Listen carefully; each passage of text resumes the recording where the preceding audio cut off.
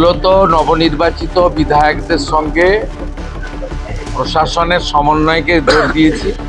দুর্গাপুরে প্রশাসনিক বৈঠক থেকে বেরিয়ে প্রেস কনফারেন্স করলেন মুখ্যমন্ত্রী শুভেন্দু অধিকারী।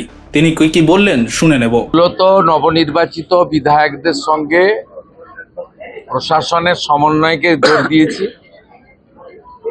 আমরা জোর দিয়েছি উন্নয়নে এবং অধিকাংশ গ্রাম পঞ্চায়েত এবং পৌরসভার লোকেরা পালিয়ে গেছে, কেউ তাদের তাড়িয়েও দেয়নি। ওদের মধ্যে দুটো গ্লানি কাজ করছে, একটা হচ্ছে ছাপ্পা মেরে জিতেছে তো মানুষের ভোটে যেতে, আর দ্বিতীয় হচ্ছে আবাস যোজনা থেকে শুরু করে ঠিকাদারদের কাছ থেকে এত অগ্রিম নিয়ে রেখেছে যে বিপর্যয়, রাজনৈতিক বিপর্যয়, টাকা ফেরত দিতে হবে, সেই জন্য পালিয়েছে ওরা। কিন্তু পঞ্চায়েত পুরসভা বন্ধ থাকার জন্য সাধারণ মানুষের অসুবিধা হচ্ছে। আমরা আজকে বলে দিলাম যে পঞ্চায়েতে সচিব আছে, সচিব কাজ করবেন। পঞ্চায়েত অফিসকে অচল করে রাখার কোনো অধিকার কোনো ব্যক্তি বা কোনো দলের নেই। পঞ্চায়েত সমিতির তো এক্সিকিউটিভ অফিসার হচ্ছেন বিডিও, তিনি কাজ করবেন। আমাদের সমস্ত স্কিম চালু করতে হবে।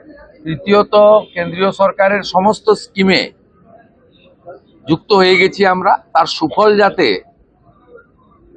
আগামী জুলাই মাস থেকে জনগণ পায়, তার জন্য প্রাথমিক যে কাজ, আয়ুষ্মান ভারতের পোর্টাল, বিশ্বকর্মা যোজনার এমএসএমই ডিপার্টমেন্টের কমিটি তৈরি করে ট্রেনিংয়ের প্রস্তুতি, আরও নতুন 15 লক্ষ মা বোন দিদিকে উজালার 400 টাকা কম গ্যাসের সুযোগ পাইয়ে দেওয়া, উজালা 3।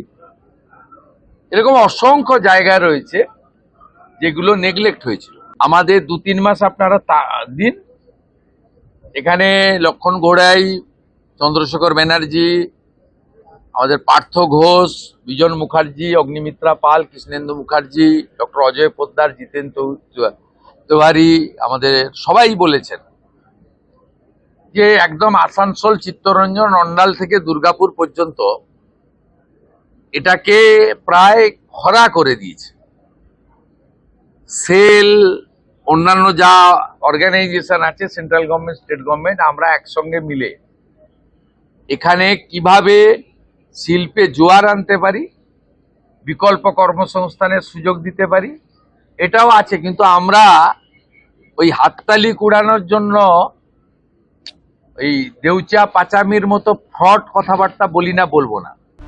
Bureau report, street voice digital.